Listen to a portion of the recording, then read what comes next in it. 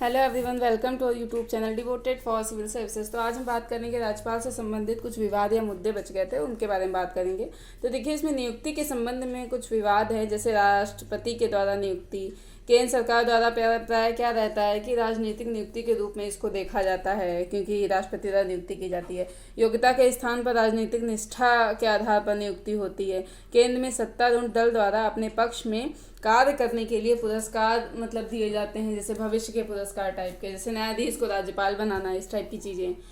दूसरा क्या है कि पदमुक्ति के संबंध में विवाद रहता है कि राष्ट्रपति के प्रसाद प्रदत्त है, कोई निश्चित कार्यकाल ही नहीं है इसका, इसलिए स्वतंत्र भूमिका का निर्वहन ये लोग नहीं कर पाते हैं। केंद्र के एजेंट के रूप में इन्हें देखा जाता है, इससे इनकी निष्पक्षता प्रभावित होती है। केंद्र में सरकार के फेरबदल के साथ पदमुक्ति रहती है इनकी, ठीक है ना। और फिर तीसरा क्या है कि राज्यपाल की विवेकाधीन शक्तियों का दुरुपयोग भी हो सकता है, जैसे दलगत राजनीति के कारण पक्षपातपूर्ण व्यवहार होता है। प्रायः राज्यों की उचित रूप में निर्वाचित सरकार को भी बर्खास्त कर राष्ट्रपति शासन लगाने की अनुशंसा हमेशा रहती है। लोकतांत्रिक भावनाओं के विरुद्ध रहती हैं कई बार चीज़ें।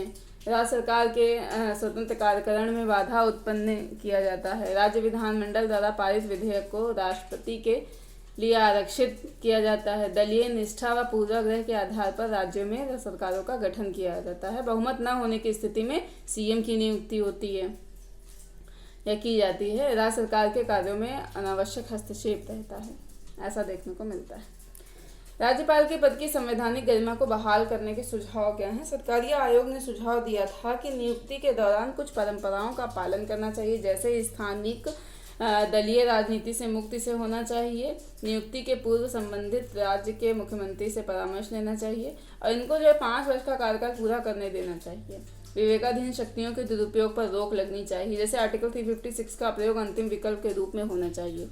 फिर क्या है कि बहुमत न होने की स्थिति में मुख्यमंत्री की नियुक्ति के लिए प्राथमिकता के क्रम का पालन किया जाना चाहिए। चुनाव पूर्व जो है गठबंधन होना चाहिए को, कि पहले बुलाया जाना चाहिए, इस तरीके का सबसे बड़े दल को बुलाया जाए, ये भी चीज़ें होनी चाहिए, ठीक है ना। तब फिर चुनाव पश्चात गठबंधन होना चाहिए। गठबंधन दल सरकार के साथ होना चाहिए।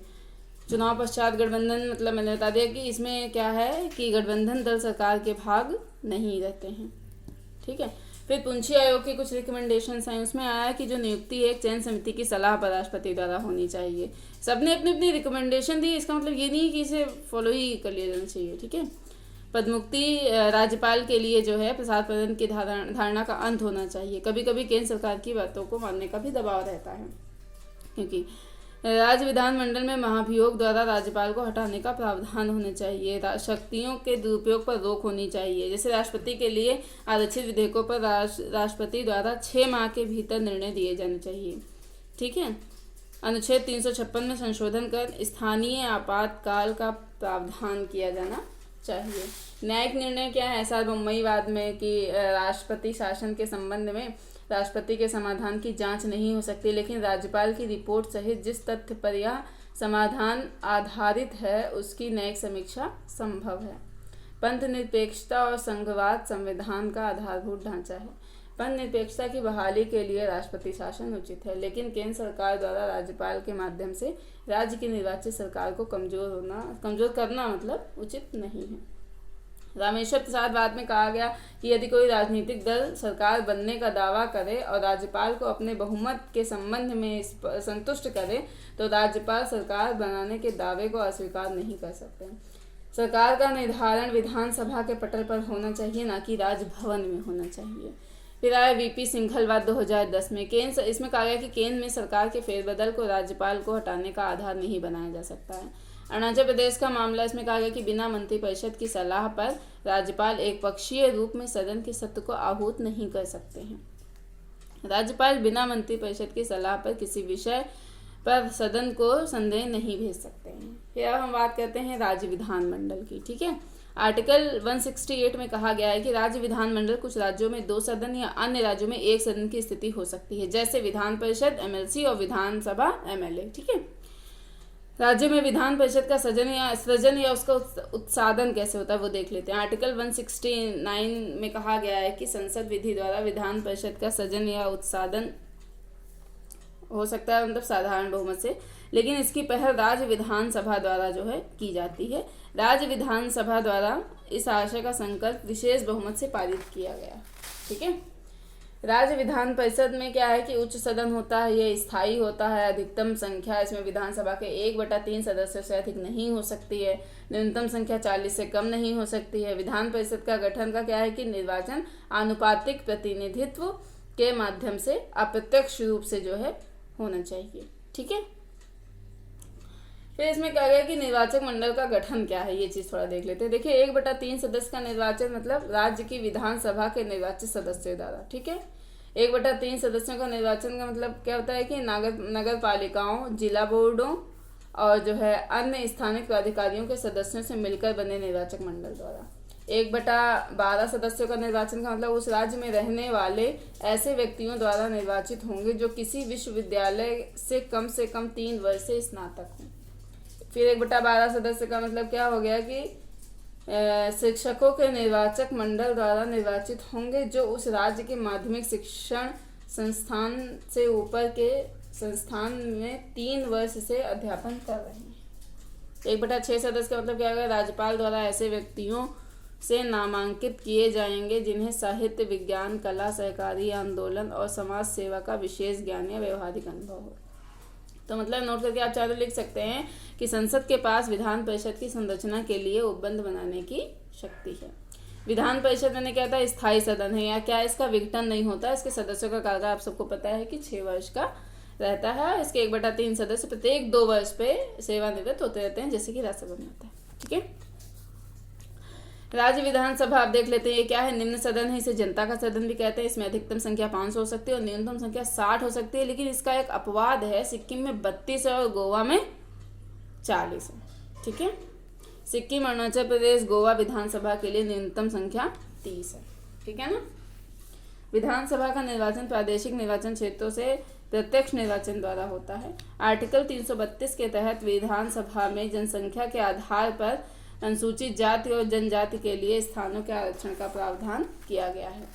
ये स्थायी सदन नहीं है, सामान्यतः इसकी अवधि 5 वर्ष, लेकिन इसके पूर्व भी इसका विघटन किया जा सकता है। सदस्यता के लिए अर्हता क्या है कि वह भारत का नागरिक होना चाहिए। विधानसभा के लिए न्यूनतम 25 वर्ष की और विधान परिषद के लिए 30 वर्ष की आयु होनी चाहिए। उसके पास ऐसी अन्य अर्हता होनी चाहिए जो इस संबंध में संसद द्वारा बनाई गई विधि के तहत हो। जनप्रतिनिधित्व अधिनियम 1951 के तहत केवल ऐसा व्यक्ति ही राज्य विधानमंडल का सदस्य होने का पात्र होगा जिसका नाम उस राज्य के किसी विधानसभा क्षेत्र की निर्वाचक नामावली में हो।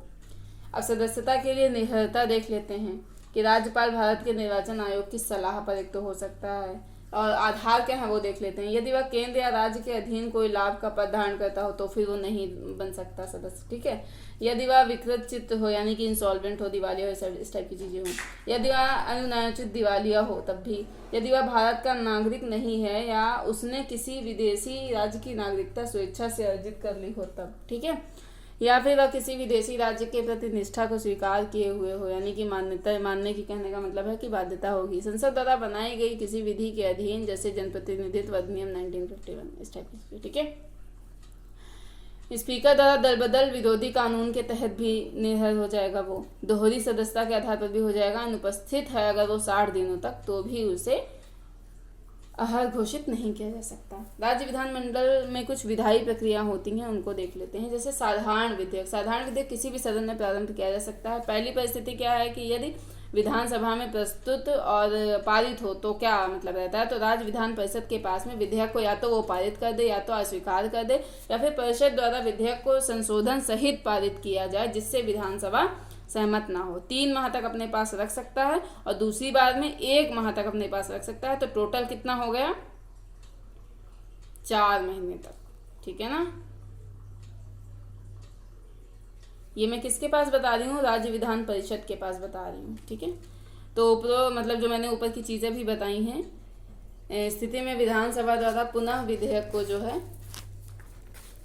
पारित कर विधान परिषद के पास भेजती है। तो अब विधान परिषद क्या क्या कर सकती है, मैंने भी बताया कि अधिक से अधिक 1 माह तक अपने पास विधेयक को रोक सकती है, मैंने भी बताया। इसलिए यहाँ संयुक्त बैठक जैसा कोई प्रावधान होता ही नहीं है। विधान परिषद केवल निलंबनकारी सदन के रूप में जो साधारण विधेयक को अधिकतम 4 माह तक अपने पास रख सकती है। दूसरी परिस्थिति क्या है कि यदि विधेयक विधान परिषद में प्रस्तुत और पारित हो तो फिर क्या विधानसभा पारित या तो कर सकती है और उसे अस्वीकार कर सकती है। अस्वीकार करने पर विधेयक क्या होगा, हमारा समाप्त हो जाएगा। धन विधेयक का देख लेते हैं। अनुच्छेद 199 में और अनुच्छेद 199 में 110 की भांति धन विधेयक की परिभाषा उसमें दी गई है और विधानसभा के स्पीकर द्वारा यह प्रमाणित किया जाता है कि कौन सा विधेयक धन विधेयक है या नहीं है। और राज्यपाल की पूर्व सिफारिश से किसी विधानसभा में इसे प्रस्तुत किया जा सकता है। विधानसभा से पारित का मतलब क्या है कि विधान परिषद ना तो इसे अस्वीकार कर सकती है, ना ही संशोधन कर सकती है। 14 दिन के भीतर विधान परिषद को अपनी सिफारिश दे सकते हैं। यह 14 दिन के भीतर परिषद ने विधेयक नहीं लौटाया तो विधेयक उसी रूप में पारित माना जाएगा जिस रूप में विधानसभा ने उसे पारित किया हो। विधेयक पर राज्यपाल की अनुमति आवश्यक है। आर्टिकल 200 के तहत विधेयक पर अनुमति या तो दे सकते हैं, विधेयक पर अनुमति रोक सकते हैं। साधारण हो या धन विधेयक दोनों पर ध्यान दें। पुनर्विचार के लिए वापस केवल साधारण विधेयक कर सकते हैं, धन विधेयक को नहीं किया जा सकता। कि विधेयक को राष्ट्रपति के लिए आरक्षित किया जा सकता है, चाहे वो साधारण विधेयक हो या धन विधेयक हो। राष्ट्रपति के पास आरक्षित राज्य विधानमंडल के जो विधेयक हैं या तो वो उस पर अनुमति दे दें या तो अनुमति रोक दें। साधारण या धन कोई भी हो सकता है वो, ठीक है, कोई विधेयक। पुनर्विचार के लिए वापस राज्य विधानमंडल के पास भी भेज सकते हैं, लेकिन पुनर्विचार के बाद ऐसे विधेयक पर अनुमति देना राष्ट्रपति के लिए बाध्यकारी नहीं होता है। तो आई होप आप लोग को समझ में आया होगा। इसके बाद जो अगली बात है वो है न्यायपालिका की। थोड़ा सा न्यायपालिका देख लेते हैं। देखिए हमारे यहाँ क्या एकीकृत न्यायपालिका है। केंद्र व राज्य के मध्य न्यायिक शक्तियों का विभाजन देखने को मिलता है। सोपानिक संरचना देखने को मिलती है। स्वतंत्र न्यायपालिका रहती है। सोपानिक का मतलब आप एक त्रिभुज बनाइए, नीचे लिखिए अधीनस्थ न्यायालय, फिर उसके बाद उच्च न्यायालय, फिर उसके ऊपर सबसे ऊपर सर्वोच्च न्यायालय। तो न्यायपालिका की भूमिका क्या होती है? सभी तक जो है न्याय की पहुंच उपलब्ध कराना, ये उसकी भूमिका रहती है। विधि के शासन को सुनिश्चित करना, विवादों का निस्तारण करना, फिर चाहे वो नागरिक के बीच हो, नागरिक सरकार के बीच हो या सरकार के बीच हो।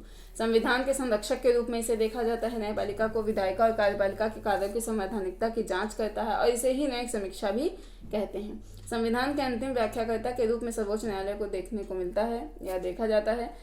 न्यायिक निर्णय संविधान को जीवंत दस्तावेज के रूप में रहता है। नागरिकों के मूल अधिकारों का संरक्षक भी इसे कहा जाता है। आर्टिकल 32 में सुप्रीम कोर्ट के तहत, आर्टिकल 226 में हाई कोर्ट के तहत।